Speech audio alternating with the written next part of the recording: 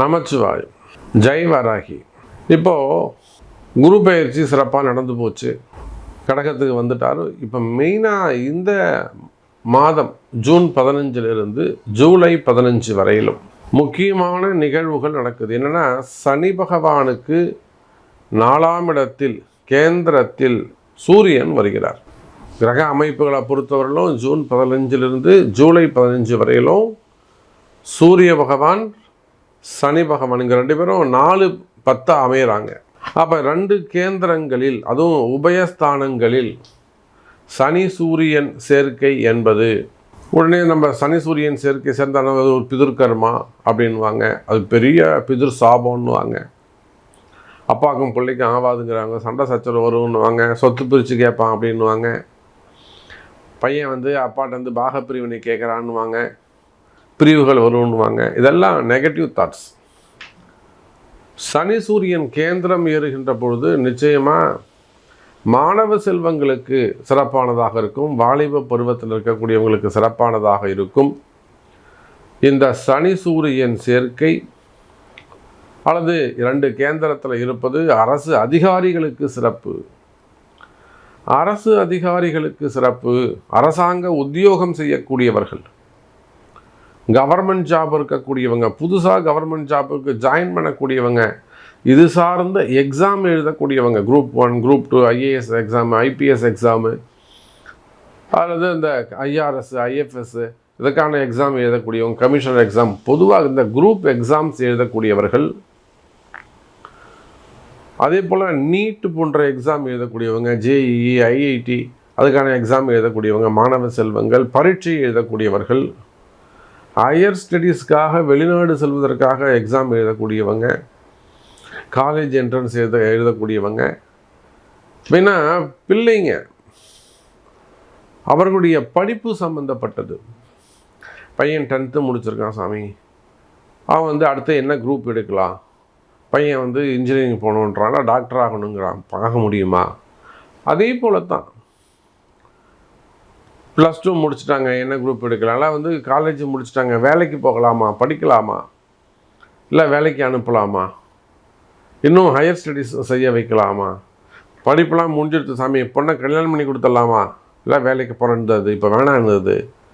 அப்போ உங்கள் பிள்ளைகளை பற்றிய கேள்வி, படிப்பு, பரீட்சை, உடல்நிலை ஆரோக்கியம், அடுத்ததாக வேலை, அடுத்ததாக தொழில் தொடங்கலாமா, அப்புறம் அவங்களுக்கான திருமணம்.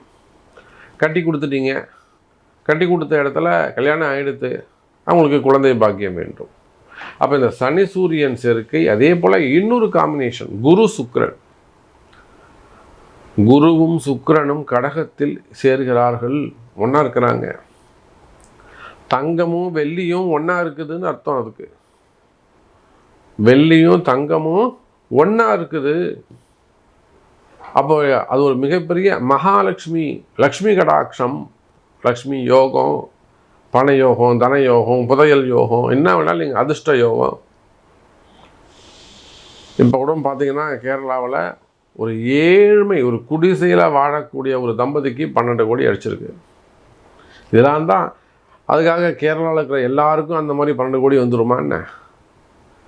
எதிர்பாராத அதிர்ஷ்டம். அவங்க நினச்சி கூட பார்த்துருக்க மாட்டாங்க.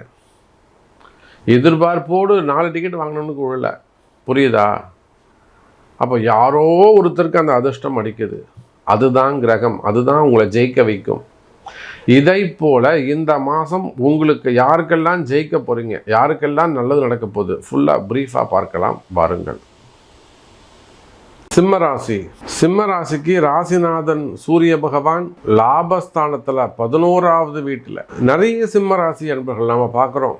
பெரிய பெரிய அரசியல் தலைவர்கள் எல்லாம் கூட ஒரு 60 ஆண்டு காலம் ஒரு அரசியல் ஒரு அனுபவம் இருக்குது, ஒரு 50 வருஷம் அரசியல் அனுபவம் இருக்குது. பழுத்த பழமாக இருக்கக்கூடிய அனுபவசாலிகள் கூட சிம்மராசின்னு சொல்லியாச்சுன்னா இன்றைக்கி அமைதியாக இருக்க வேண்டிய ஒரு சூழ்நிலை. தெருவில் போகிறவன் வரவன் ஒன்றும் இல்லாதவன்லாம் நமக்கு அட்வைஸ் பண்ணக்கூடிய ஒரு சூழ்நிலை. அப்போ சிம்ம ராசிக்கு என்னதான் காரணம்? ராசியில் இருக்கக்கூடிய கேது பல தடைகளை, நமக்கு கிடைக்க வேண்டிய பல நல்வாய்ப்புகளை, நமக்கு சிம்மராசிக்கு கிடைக்க வேண்டிய நல்ல நல்ல சந்தர்ப்பங்களை எதெல்லாம் நம்ம யூஸ் பண்ணிக்கணும், எதெல்லாம் நம்ம வந்து ஜெயிக்கணுமோ அதெல்லாம் ராசியில் இருக்கக்கூடிய கேது முன்னாடி ஓடி வந்து தடுத்து விடுகிறார். சிம்மராசிக்கு நல்லதே நடக்காதபடிக்கு யார் பார்த்துக்கிறாங்க? இந்த கேது பார்த்துக்கிறாரு. அதே போல் நல்லதை நினச்சி நீங்கள் பேசினாலும் அது தீமையாக மாறிவிடுகிறது. ஒரு நல்ல வார்த்தைகளை நீங்கள் வந்து அனுபவத்தில் சொல்கிறீங்க அப்படின்னாக்கா அதுவே வந்து ஒரு தீமையாக மாறிவிடுகிறது. காரணம் அவப்பெயர். அது யார்? ராகு கொடுக்குறாரு. இது எல்லாத்துக்கும் மேலே ஒரு ஏமாற்றம், ஒரு கஷ்டம், ஒரு கண்ணீர் சிந்துறது, அழறது, ஏங்கிறது, ஏக்கத்தில் இருப்பது, ஒரு உறவை தேடுவது, நமக்கு ஒரு ஆதாயத்தை தேடுவது, நமக்கு ஒரு ஆதரவை தேடுவது, எங்கேயாவது போய் நம்ம ஒரு தோளில் சாஞ்சி அழலாமா அப்படின்னு ஒரு ஆதரவை தேடுவது, ஒரு உறவை தேடுவது, ஏக்கமாக இருப்பது, இதெல்லாம் அஷ்டம சனி பண்ணுறாரு. அப்போ நம்ம வாழ்க்கையில் ஜெயிக்கவே முடியாதா?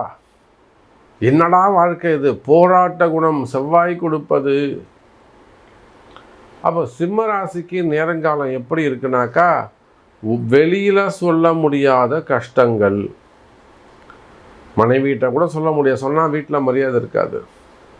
இல்லை, மனைவியே மரியாதை இல்லாமல் நடத்துவாங்க, இல்லை கணவனே மரியாதை இல்லாமல் நடத்துவாங்க. கணவருக்கு தெரியாமல், மனைவிக்கு தெரியாமல் சில பல விஷயங்கள் செய்வது, பிரிவுகள் ஏற்படுவது, தகாத உறவுகள் வைத்துக்கொள்வது, அதில் வரக்கூடிய பிரச்சனைகள், அது ஆணாக இருந்தாலும் பெண்ணாக இருந்தாலும் பழக்க வழக்கங்கள் ஏற்படுவது.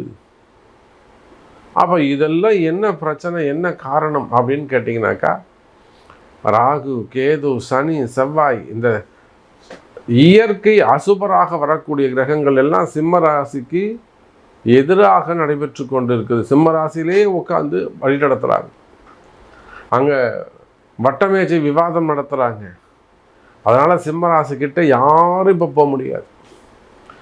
இவ்வளவு கஷ்டத்தில் இருக்கக்கூடிய சிம்ம ராசி அன்பர்களே, உங்களுடைய கஷ்டங்கள் என்ன? நீங்கள் உள்நாடாக இருந்தாலும் வெளிநாடாக இருந்தாலும் சினிமா துறையாக இருந்தாலும் எனது அருமை சினிமா நண்பர்களாக இருந்தாலும் அரசியல் தலைவர்களாக இருந்தாலும் மீடியா துறையில் இருந்தாலும் பத்திரிகை துறை தொலைக்காட்சி துறைகளில் இருந்தாலும் செய்தித்துறையில் இருந்தாலும், அப்போ சினிமா துறையிலேருந்து அரசியலிருந்து தொழில் அமைப்புகளிலிருந்து உள்நாடு வெளிநாடுகளிலிருந்து சிம்மராசி என்பவர்களை நீங்கள் எங்கே வசித்தாலும் சரிதான், உங்களுடைய கஷ்ட நஷ்டம் எனக்கு தெரியும். உங்கள் மனசு எவ்வளோ ஒரு கஷ்டத்தில் இருக்க போராடுதுன்னு எனக்கு தெரியும்.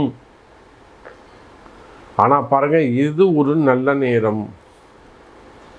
ராசிக்கு 12ஆம் இடத்தில் இருக்கக்கூடிய குரு சுக்கிரன் சார் சிம்ம ராசிக்கு 10ஆம் அதிபதியாக வரக்கூடியவன், 3-10 கூடிய சுக்கிரன் முழு அசுபராகி 12ஆம் இடத்துல இருக்கிறார். எப்பயுமே இந்த 6-8-12 கிரகங்கள், ஒன்றுக்கும் மேற்பட்ட கிரகங்கள் 12ல் மறைஞ்சால், இப்போ 8ஆம் அதிபதி குரு, 10ஆம் அதிபதி சுக்கிரன், இவங்க 2 பேரும் சிம்மத்துக்கு 12ல் மறைகிறார்கள்.